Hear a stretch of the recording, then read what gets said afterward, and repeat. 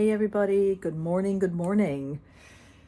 It's Saturday. It's a Saturday. People were asking how the outcome of my little organization thing is. So I'm just going to show you that. I think it's cute. I did the floor, did my flooring. The containers here, I put this one up here, the containers from the Container Store, which have the magnets on them. It really worked out great, really did. I didn't want to just slap this on the door. It looked tacky, so I put it up here. And from there, it works out great. I put the other one down here. I organized all my liquids. That was cool. In here, the container that I purchased has all my cleaning products, which is all the rigs, the dry Swiffer mop things, situations, all my dusting rigs, and a bottle of cleaner. I think it worked out very well. All in all, it just looks better. It looks neater. Over here, I rearranged some of my bags and everything, all my my reusable bags. I would like to do something else with this, and I will. Now, yesterday, Scrub Daddy situation. Scrub Daddy situation. I said if everything comes back, I wasn't going to get upset. And unfortunately, things came back. I will prop yous up here. I will set yous up here. And you could most likely see the stains. You'll see one here. You'll see the stains here. And they all came back. So I'm just going to do something else with that. And that's no problem, you know. So the Scrub Daddy situation really didn't do much for me. But other than that, I think that area looks nice. I do have to do something with it. See, I don't have any room in the closet. That's what the problem is. And that's really it. I don't know if you guys know, I have my Yngwie Malmsteen poster here. This was not supposed to make it to this location. Funny story about Yngwie. I was also in the fan club. So, funny story about Yngwie. That is, that poster was supposed to be discarded, but the moving men decided that when we did the assessment on the thing we were packing, they wound up putting that in a box. So then when I got it here, I opened up the box and went, oh God, he's here. So Yngwie came with us. I says, you know what, he's going to stay with us and he's going to come here on the wall. A little bit of here. This is Kiss, Madison Square Garden. We were at this show. Okay, Winger and Slaughter. And my husband had met Eric Carr, the drummer. As a matter of fact, my own mother knew Eric, which I thought I was going to pass out on because she didn't know that I knew who Eric was. But then when he walked past one day, he says, hey, Mary, how are you? Said, oh, Eric, how you doing? I almost passed out. But anyhow, my husband met Eric Carr on his own. So we just put that in. Just a little trivia there. My mother used to do childcare and housekeeping for a family and in a nice high-rise building in Manhattan, New York. And Eric lived in that building. So that was so cool. I went, you know Eric Carr? She says, you know Eric Carr? I says, he's the drummer for Kiss. I said, what are you doing? She says, well, he's a nice young man. I went, okay. Then you see him with the rock star glasses. You see all the poofy hair. I says, you know the drummer of Kiss? It was totally cool. Anyway. So, and then Yngwie is there. So, seen these bands many times, which is what I'm getting to. Thank you so much for all your interactions on what I was speaking on. And while some others feel the need to, you know, I mean, you brought up some good points. You really did. Absolutely. But I brought up some good points too. So, and that's what makes a good conversation. Absolutely. I also want to mention another thing, which is another thing. People were mentioning, oh, this person actually mentioned, well, you know, the band that we were speaking of in general. Well, you know, the band was young. You know, they started out young. Listen, there were a lot of other younger bands, and I stated this. I want to mention the one band that I mentioned, and it came to my mind as I was writing. It says, oh my God, I wonder if they know about it, which was the band Black Tide. They did a song called Shockwave. Black Tide was amazing. They came out, they made their mark, they kicked ass. The members of the band when they started were 11 and 13 years old.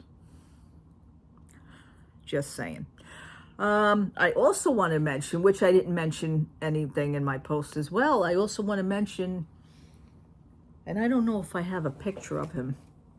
I know I took the shot of him. Band member Craig Chaquico. And I think I'm saying that name right. Craig Chaquico. And I hope to God I have it in here. I don't think I do. Band member's name Craig Chaquico. And he was the guitar player for Starship. Jefferson Starship, Jefferson Airplane. You know, they intertwine. All the same members. Well, I mean, I don't know if you knew, but Craig Chaquico, oh God, I have a crappy shot of him. This was back in the 80s. This was Radio City Music Hall. I'm sorry for the glare, but that's Craig Chaquico. He was very young. We had second row, by the way. We had second row, Radio City Music Hall for Starship. This was about maybe 85, 86. And Craig Chaquico was a young man for Starship. But you people don't seem to, to realize, I don't know if you guys do, he was about 15 to 16 years old when he started in Starship. But the band felt the need to say, hey, listen, you know what? We need to keep this under wraps because he is underage. But he kicked ass with guitar. So that was another one. You want to talk about young? I do know. So, anyway, you want to hear of a good band? One of the bands that I keep, which is, they gave me these, which is a band called Edge of Paradise. Edge of Paradise always sends me autographs, so they always do. They're so good. The singer, which is Marguerite. She's a doll. She's a very good person. She sings good. She really does. The whole band was good. I've been a fan of them now for a couple of years. And I first discovered them through Twitter. Anyhow, just wanted to name those things. And that, it had me thinking of the other bands and everything. And I do want to say, we were talking also about managers. Managers who are in the family. Okay. Managers in the family. And what I was getting at is that, and I did mention this because it seems like it's the truth. Ever notice that managers that are in the family, which is a band-oriented family, is always together and stays together? You ever notice that they always have problems? And it usually has to do with managers who are family members. I'm gonna name, and I named them also yesterday in the list. Jackson 5, Michael Jackson. Their father screwed them up. I'm gonna go back to a band from the 60s and 70s, the Cowsills. Their father screwed them up. Britney Spears, her father screwed her up. Actually, most of her family screwed her up, but then again. One that had a teeny tiny little short ass career, which is Lindsay Lohan. Her father screwed her up. And if you ever notice these bands who have a manager that is a family member, is always the father. Just saying. So, I'm going to just leave that right there. Anyway, talking about that also, and I was mentioning, I mentioned it in my head because I didn't get a chance to say nothing, but the conversation kind of ended. I mean, when you keep bringing up points like that, I guess, it's time to leave. Anyhow, you don't like the conversation, you don't like none, that's fine. I didn't start the conversation on that. So I also wanted to bring up a movie, which to me seems like it kind of hits home because of people who think that they know about their band and their idols. And you know what? The grass isn't always greener on the other side. I've always said this. You think you know a lot. There is always somebody out there that knows a little bit more than you. And I've always said that also in my videos here, Backtrack. There's a cute movie that comes to mind, which is Mark Wahlberg and Jennifer Aniston, which is Rockstar. I love this movie. My husband first discovered this movie. He said, Warren, you got to see this. So, of course, I sat and I analyzed. I laughed. Not really a few tears, but I felt sorry for the character because he really got a shot to see his band in their state. And you know what he thought was something, what he was portraying, because he idolized the singer, he idolized the band. He ate, drank, and slept this band. I mean, this was his life, to idolize a band.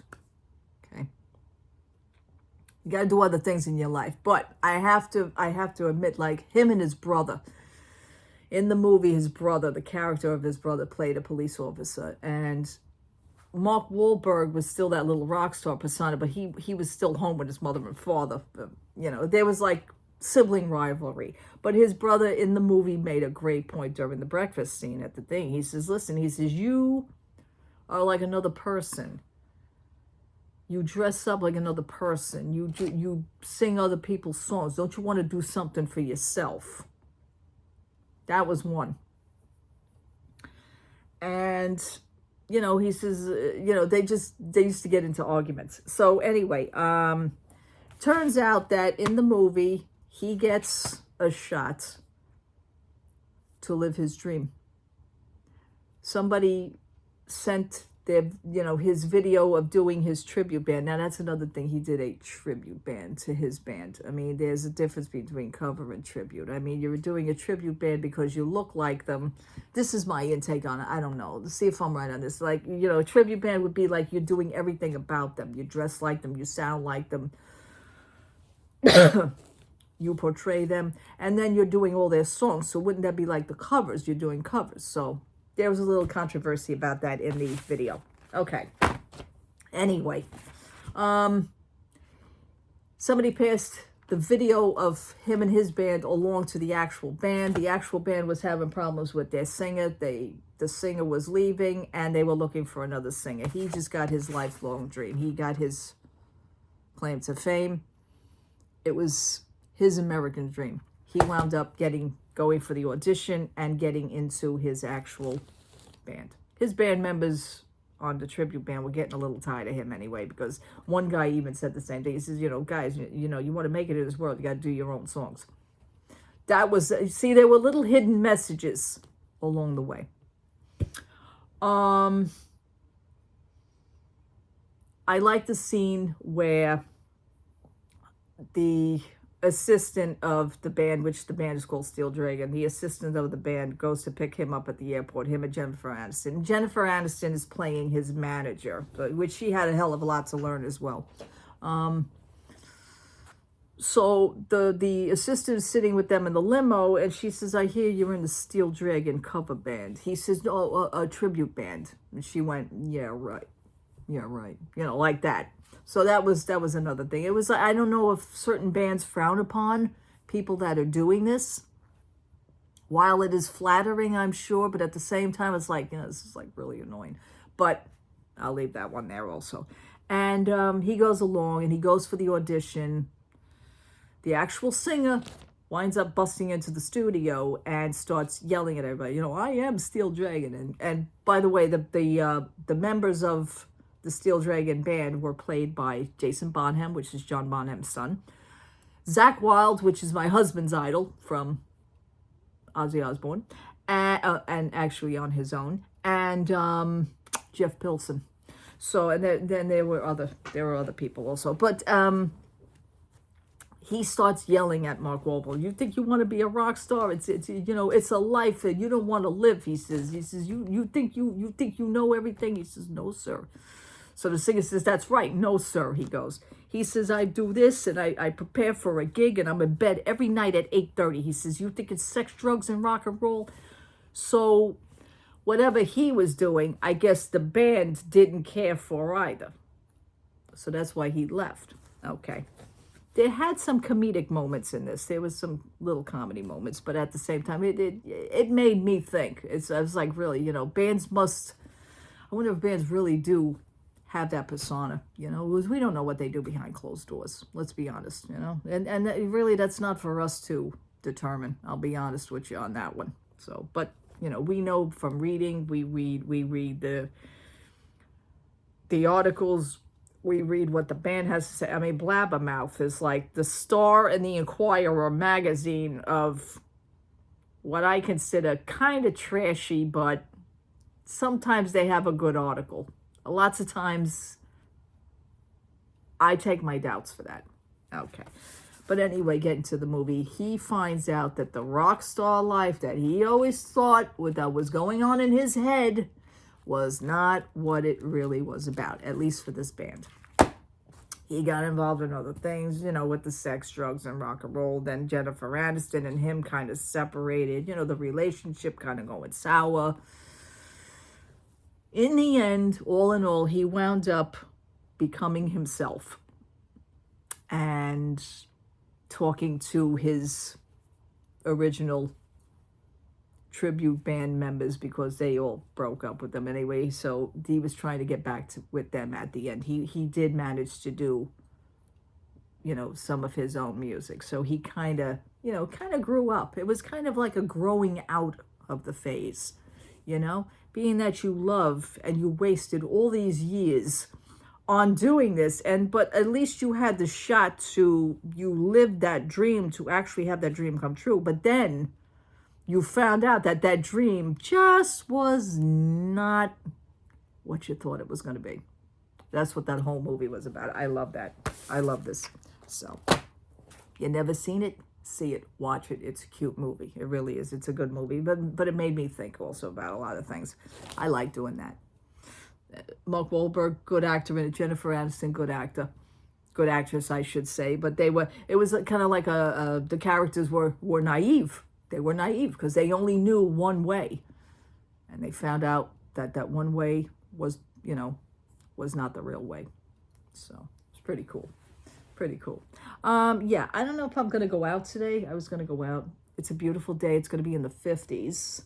And I think I should take advantage of it. So see what I could do at the mall and everything. Hang out. Maybe have some lunch. And that's really it. Got some Burger King coupons. They opened up the Burger King in my mall. I already said that. So I got some coupons. So maybe I'll just go to lunch. I would like to do some more scratch-offs. See what I can get into on that. Maybe I'll play a higher scratch-off. I don't know. Let me see. Let me see what I want to do. Alrighty. I thank you so much for listening. I thank you so much for your inputs. Absolutely. And like I said, I try and answer you back as quick as I can. That's one of the different things about me. You're not just a number on my page. If you write something, I will respond. Okay? It may take a little time, but this is why I also have the YouTube app on my phone. Many people don't do this. I like to interact with people. The conversations are there. The conversations are good. Maybe not everybody's going to agree. I already said that already. Agree to disagree. But don't be nasty about it or anything. Put your views out there. Well, this is what I think. And that's fine. That's fine. Absolutely. And I welcome that. Okay? So I do have my rules on my page. I've been here. For somebody had said, I don't know, somebody made a comment yesterday.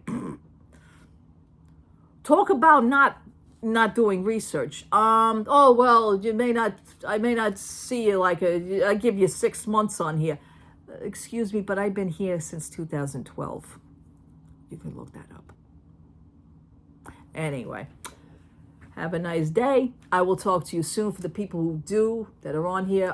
Disney situation. I'm going to leave Disney situation for another day. It's a doozy about what's going on with Epcot. It is funny. I mean, once you see this, you cannot unsee it. And this is what everybody was saying. I don't know where Disney's head is. Never mind. I'm going to close that for now. I'll save that for another video. All right. Have a blessed Saturday. Anything interesting comes up, I'll pop back on. Talk to you soon. Love to all. Thanks so much for hanging out with me. Talk to you soon. Bye-bye.